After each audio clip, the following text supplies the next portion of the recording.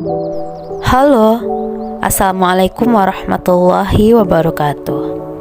Baiklah, di sini saya akan menampilkan video tentang pemeriksaan sadari, yaitu pemeriksaan payudara sendiri. Sebelumnya, perkenalkan nama saya Missy Dia Putri, NIM 2014-2010-85, kelas 4B Keperawatan, dosen pengampu, Nurse Wenilas Dia Escape MP, Universitas Fordekok Bukit Tinggi. Apa itu kanker? Kanker adalah penyakit akibat pertumbuhan tidak normal dari sel-sel jaringan tubuh yang berubah menjadi sel kanker. Dalam perkembangannya, sel-sel kanker ini dapat menyebar ke bagian tubuh lain, sehingga bisa menyebabkan kematian. Sampai saat ini, para ahli kesehatan belum mengetahui penyebab pasti timbulnya kanker ini. Hingga kini, kanker yang menyerang tubuh manusia mencapai lebih dari 100 jenis. Ke-10 kanker ini adalah kanker serviks atau leher rahim, kanker payudara, kanker hati, kanker paru, kanker kulit, kanker nasofaring, kanker usus besar, kanker darah atau leukemia, kanker prostat, dan kanker kelenjar getah bening atau disebut limfoma. Dari ke-10 jenis ini, kanker payudara merupakan penyebab kematian tertinggi dalam kurun waktu tahun 2001 sampai 2010. Menurut data Kementerian Kesehatan, perbandingan jumlah pasien kanker payudara pada 2012 mencapai 4,3 banding 1.000 pasien kanker lain. Padahal data sebelumnya menyebutkan jumlahnya hanya 1 banding 1.000 orang. Data lain menyebutkan perempuan memiliki risiko yang jauh lebih besar dibanding laki-laki. Lalu, apa sebenarnya itu kanker payudara? Sesuai namanya, kanker ini menyerang jaringan dan sel-sel tubuh manusia pada bagian payudara. Oleh karena sel kanker payudara ini tumbuh secara diam-diam, kita perlu mengenali gejala-gejalanya sejak dini. Gerakan sadari atau periksa payudara sendiri. Sadari sudah bisa dilakukan oleh perempuan sejak remaja.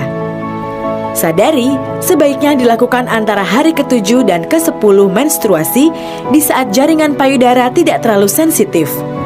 Di setiap gerakan sadari, cermati perubahan bentuk, ukuran payudara, permukaannya, serta puting. Yuk, mari sadari. Pertama, berdiri tegak menghadap cermin. Jangan khawatir bila bentuk payudara Anda tidak simetris.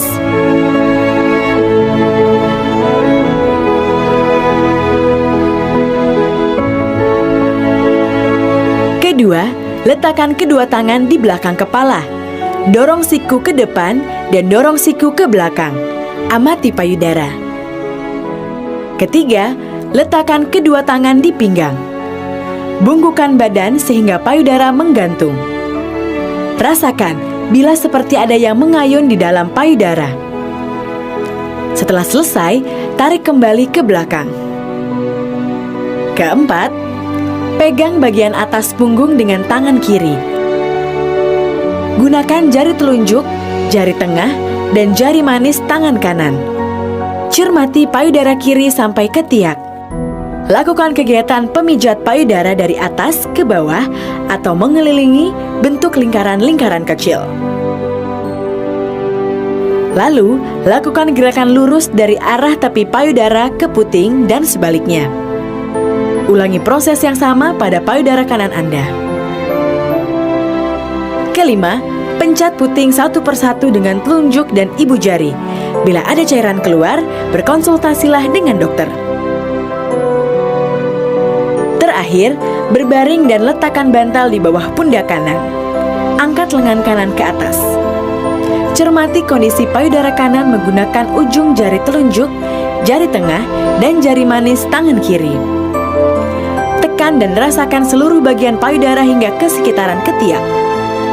Cermati payudara menggunakan 3 gerakan sebelumnya. Ulangi langkah ini pada sisi berlawanan untuk payudara kiri. Pemeriksaan dini ini penting, terutama bagi yang memiliki risiko tinggi, yakni mereka yang memiliki riwayat penyakit kanker pada keluarga, perokok, pemakaian hormonal berkepanjangan, perempuan yang mengalami menstruasi dini atau menopause terlambat, dan mereka yang melahirkan anak pertama di atas 35 tahun. Perempuan yang tidak menikah atau tak menyusui juga berisiko terkena kanker payudara. Jika pada pemeriksaan sadari teraba benjolan yang berpotensi sebagai kanker payudara, jangan malu dan takut. 8 dari 10 benjolan yang ada di payudara bersifat jinak. Namun, ada baiknya segera periksakan ke dokter. Biasanya, para dokter akan merekomendasikan untuk melakukan mamografi, USG payudara, ataupun pengambilan jaringan kanker atau biopsi guna memastikan apakah benjolan itu kanker atau bukan. Jika terdeteksi kanker, ada 3 tindakan yang bisa dilakukan, yaitu tindakan operasi, terapi radiasi, dan kemoterapi. Apabila harus melakukan kemoterapi, jangan khawatir terhadap efek samping yang sering menghantui pasien, misalnya rambut rontok dan nafsu makan hilang. Percayalah, rambut rontok setelah kemoterapi bisa tumbuh kembali secara normal. Efek samping lain seperti mual dan muntah juga bisa diatasi dengan obat-obatan. Tingginya angka kematian pada penderita kanker disebabkan keterlambatan penanganan pada stadium awal. Dari data yang ada, 70% pasien datang berobat saat sel kanker sudah memasuki stadium lanjutan. Ditambah lagi, pemahaman perempuan terhadap penyakit ini sangat kurang. Dari penelitian yang pernah dilakukan di Jakarta, 80% perempuan tidak paham pentingnya pemeriksaan payudara. Faktor lain risiko terserangnya penyakit kanker pada perempuan adalah usia. Di Indonesia, kebanyakan penderita kanker payudara adalah perempuan berusia di atas 40 tahun. Namun kini, kecenderungannya perempuan di bawah 40 tahun semakin banyak yang terkena kanker payudara, terutama di Asia. Maka dari itu, penting sekali bagi setiap perempuan memeriksakan payudaranya secara rutin dengan teknik sadari. Meski kanker menakutkan, penyakit ini bisa disembuhkan jika diketahui saat stadium dini.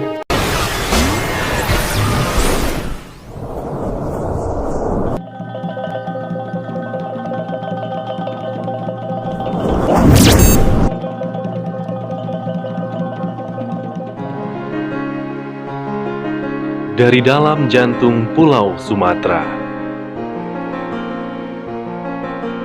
gagasan dan cita-cita bagi Indonesia kami gelorakan. Sejak dahulu Bukit Tinggi telah menjadi rumah bagi cerita-cerita sejarah Nusantara. Di negeri sejuk bertumpah pesona ini, roda pemerintahan Indonesia pernah digerakkan.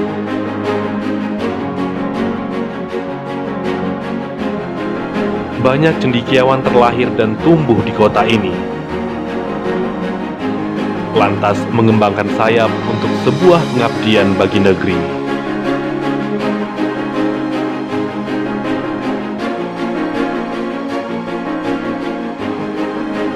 Meneruskan serta memelihara marwah Bukit Tinggi sebagai kota pelajar, Universitas Pordekok selalu serius menjalankan perannya. Berawal dari berdirinya Stikes Pordekok di tahun 2004, dengan program studi keperawatan dan kesehatan masyarakat,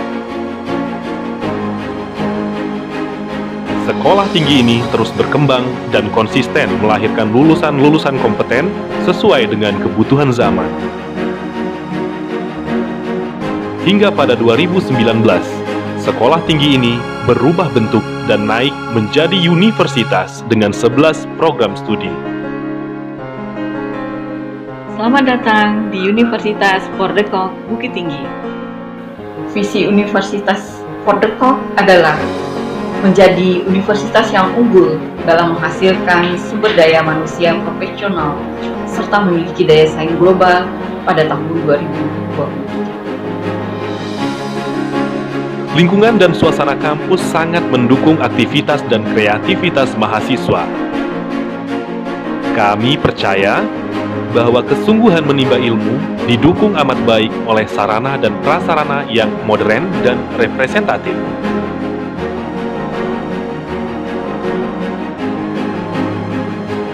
Ketersediaan penunjang pembelajaran mutlak diperlukan di tengah tumpah ruah arus teknologi informasi. Sehingga sekat dan batas semakin samar lantas menghilang. Menjadi alasan bagi kami untuk terus membentengi diri dengan giat memperkaya ilmu pengetahuan. Sesuai filosofi nama yang melekat pada lembaga ini, Fordekok adalah benteng, dan benteng di era modern ini adalah pendidikan.